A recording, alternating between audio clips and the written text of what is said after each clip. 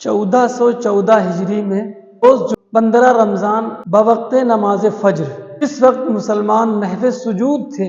उस वक्त मुसलमानों के ऊपर यहूदियों और गासिबों ने निहायत ही दर्दनाक अंदाज में कत्ल आम किया, जिससे मुसलमानों को बड़ा नुकसान हुआ। बिस्मिल्लाहिर्रहमानिर्रहीम। जैसा कि माक़बल की किस्त मस्जिद अक़सा पर मुश्तमिल थी, अब मस्जिद इब्राहीमी का नंबर आता है, जो सय्यदना हज़रत इब्राहीम अलैहिस्सलातु वस्सलाम की तरफ मंसूब है, जो अबुल अंबिया हैं। आप अलैहिस्सलातु वस्सलाम के जद्द आला हैं। उन्हीं की तरफ मंसूब करदा मस्जिद इब्राहीमी है, जो शहर खलील के वस्त में वाक़े है। वक्त यहूदियों का उस पर कब्जा है। बनी उमैया और बनी अब्बास थे, उस वक्त वो लोग उसमें तजदीद का काम करवाया करते। मुलूकी में भी उसमें खासी तौसी की गई है।